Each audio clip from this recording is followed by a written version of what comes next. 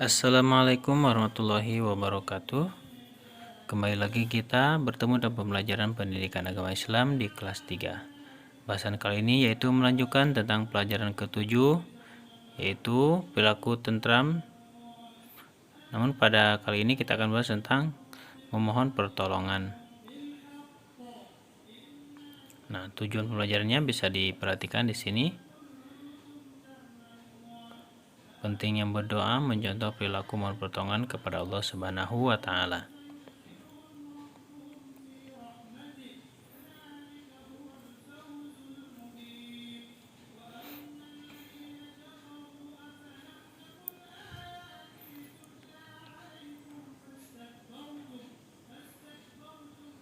Anak-anak sekalian, di sini ada ayat tentang mohon pertolongan kepada Allah dari surah Al-Fatihah yang bunyinya Iyyaka na'budu wa iyyaka nasta'in. Hanya Engkaulah yang kami sembah dan hanya kepada Engkaulah kami memohon pertolongan.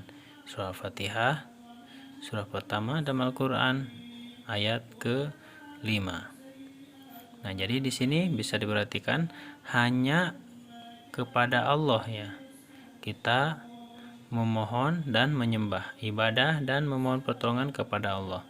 Allah sebagai satu-satunya tujuan dalam beribadah kita.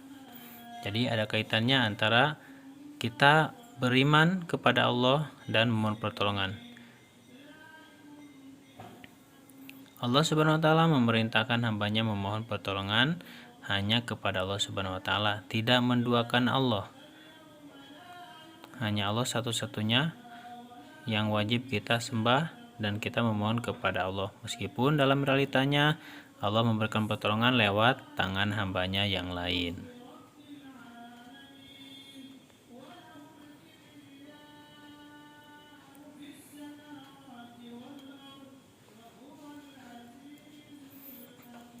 Allah Subhanahu wa taala selalu menolong kita dengan berbagai cara, langsung ataupun tidak langsung. Sebagai nabi dan rasul, selalu Allah tolong dengan langsung turun dari Allah Subhanahu wa taala dari langit.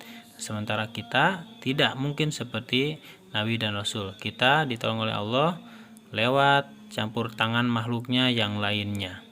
Ada kalanya juga Allah sendiri yang menolong kita tanpa kita sadari bahwa itu adalah Allah yang mengatur, yaitu Iyyaka na'budu wa iyyaka nasta'in. Hanya kepada Engkau kami beribadah dan hanya kepada Engkau pula kami memohon pertolongan. Nah, sekarang bagaimana cara memohon pertolongan kepada Allah? Yaitu yang pertama, berdoa kepada Allah, mendekatkan diri kepada Allah. Maka ibadahnya kita tingkatkan, lalu kita berdoa kepada Allah. Dalam berdoa dilakukan setiap hari, baik di waktu sempit maupun lapang, di waktu sehat maupun sakit, dan di waktu senang maupun susah. Jadi jangan ketika lagi sedih doanya saja, tetapi harus rutin ya. Sekarang keutamaan dalam berdoa.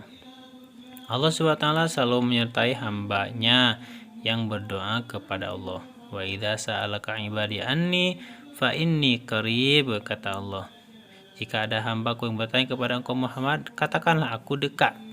Nah, Allah selalu dekat kepada kita, hanya kita yang merasa jauh kepada Allah. Nah, di surat Al-Mu'min, berdoalah kepadaku, niscaya aku kabulkan bagimu. Nah, jadi tetap kita terus berusaha berdoa kepada Allah meskipun dalam ijabahnya berbagai cara Allah berikan ya. Nah, bagaimana sikap kita? Nah, kita harus berdoa kepada Allah Subhanahu wa taala setiap memulai pekerjaan.